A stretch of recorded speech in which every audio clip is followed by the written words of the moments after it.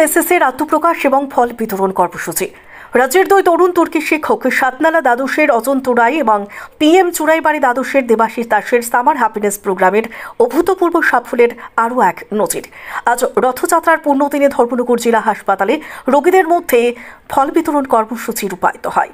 নিরন্তর রাজ্যের প্রতিটি জেলায় এই ধরনের নজিরবিহীন কর্মসূচি চালিয়ে যাচ্ছেন। আজ ফল বিতরণ কর্মসূচির প্রধান অতিথি ছিলেন ধর্মনগর জেলা প্রেস ক্লাবের সম্পাদক পান্না ঘোষ। সম্মানিত অতিথি ছিলেন কর্তব্যরত চিকিৎসক রাজা নাগ। মৌসুমী ফল সহ আরও নানান ফল রোগীদের মধ্যে বিতরণ করা হয়। অনুষ্ঠান সম্পর্কে দেবাশিস দাস এবং অজন্ত রায় জানালেন, সামার হ্যাপিনেস প্রোগ্রাম একটি অনন্য কর্মসূচি। ভবিষ্যতে আরও এমন নানাবিধ কর্মসূচির ভেতর দিয়ে সমাজের পাশে থাকবেন তারা।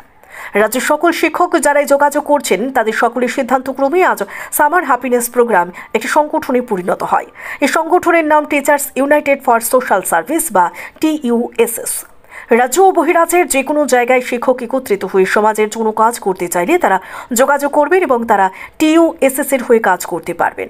অনুষ্ঠানে আজ উপস্থিত ছিলেন অজন্ত রয়, অমৃতা সিনহা, দেবাশিস দাস, ম্যাক্সওয়েল অলিভার দেবনাথ, রাজেশ দাস, কৃষ্ণেন্দু অধিকারী, সৌরভ মজুমদার, শিবশঙ্কর দেব সহ আরও অনেক শিক্ষক শিক্ষিকারা।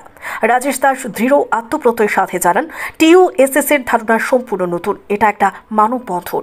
আগামী দিনে সম্পূর্ণ ভিন্ন ধরনের কর্মসূচি নিয়ে তারা এগিয়ে যাবেন এবং এই কাজে তিনি সকলের সহযোগিতা কামনা করেছেন।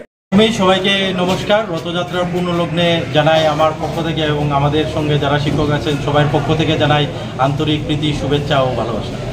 তো আমরা আজকে এখানে কিছু ফলদান করেছি আমাদের শিক্ষকদের পক্ষ থেকে।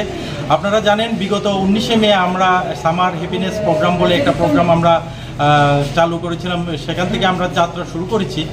আজকে আমরা সেই প্রোগ্রাম আমরা বিভিন্ন ডিস্ট্রিক্টে করেছি, তারপর বিভিন্ন জায়গাতে করেছি। হয়তো কিছু মিডিয়ার আলোকে এসছে, কিছু হয়তো বা আমরা আলোকে আসেনি। তো আজকে রথযাত্রার পূর্ণলগ্নে আমরা চেষ্টা করেছি যে যারা আজকে রথে রাস্তায় বেরোতে পারবে না, তাদের অসুস্থতার কারণে এখানে ভর্তি আছেন হাসপাতালে, তাদের পাশে একটু দাঁড়ানো এবং তাদের সুস্থতা কামনা করার চেষ্টা করেছি এবং তাদেরকে কিছু ফলদান আমরা এখানে করেছি। না বললে নাই চলে যে আমরা যে জায়গাতে অনুষ্ঠান করছি ধর্মনগরের প্রাণপুরুষ আমাদের ত্রিপুরা বিধানসভার মাননীয় স্পিকার বিশ্ববন্ধু সেন মহোদয়, ওনার কথা না বললেই চলে। উনি সবসময় সর্বদাই সমাজসেবামূলক কাজে উনি ব্যস্ত থাকেন এবং উনি অনুপ্রাণিত করেন সবাইকে যে সমাজসেবামূলক কাজে এগিয়ে আসার জন্য। তো ওনাকেও আমি হৃদয়ের অন্তঃস্থল থেকে ওনাকে অসংখ্য ধন্যবাদ জানাই। ধর্মনগর থেকে অক্ষয়দীপ মজুমদারের রিপোর্ট, সত্যের খোঁজে 24 ঘন্টা।